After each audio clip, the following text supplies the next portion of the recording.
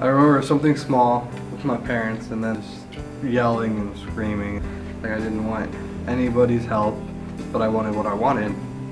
Not even at that point, even forgetting that what I even wanted. I just wanted something. I went downstairs and I grabbed a wrench and this big metal wrench. I came upstairs. I had the wrench behind my back and dead stare at him, like pure hatred. Rage, endorphins, and just a lot of adrenaline, anger, and I wanted to let it out. And I was always used to breaking stuff and physically hitting stuff, and I wanted to have the question stop. Just look down, close my eyes, and I start crying, like really crying. I realized that at that moment, that was the point I knew that I didn't hate the world and I didn't hate my family. I didn't hate my brother. I hated myself. That's what it was. And I needed to love myself before I could love anybody else.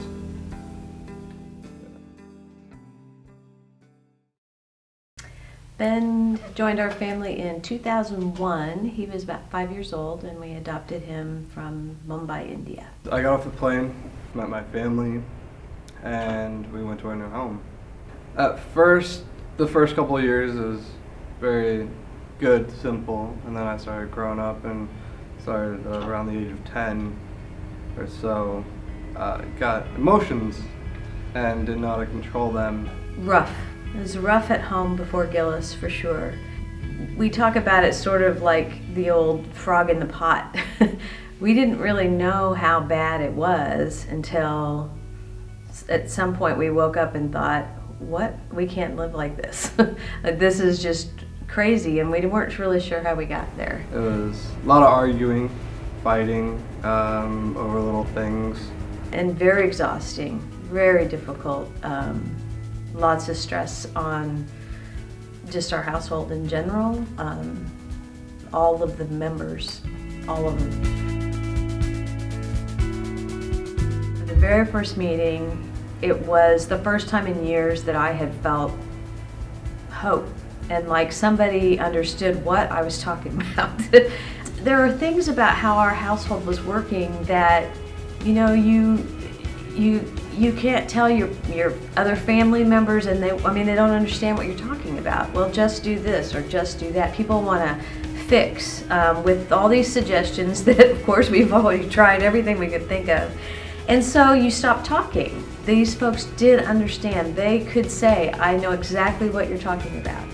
And when we would come to the parent sessions, you'd hear other people's stories, and it just made you, know you weren't alone.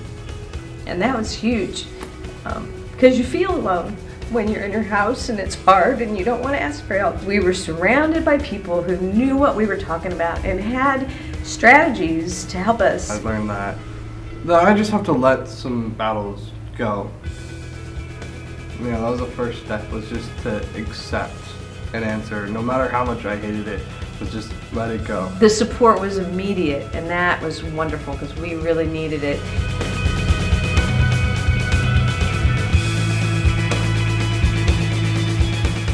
My life after Gillis was awesome. Our life is no longer totally exhausting. We have more fun. People still extended themselves to us to participate, to be around, to call if we needed help, and we did that. We took advantage of that opportunity. So we weren't just sort of, when the program's done, good luck.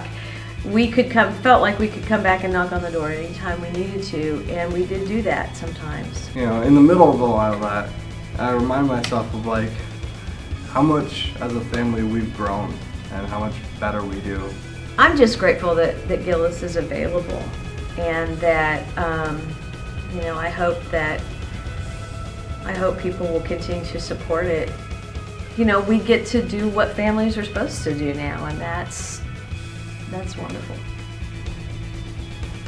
Gillis is a place where where you get help with real life. When I drive by here, I have a sense that there are other people who are receiving this kind of support, and I feel like it's keeping families together. Gillis is this weird place. These weird people have these weird techniques, but it saved my family. We might have survived, but I'm not sure. I'm not sure we would have.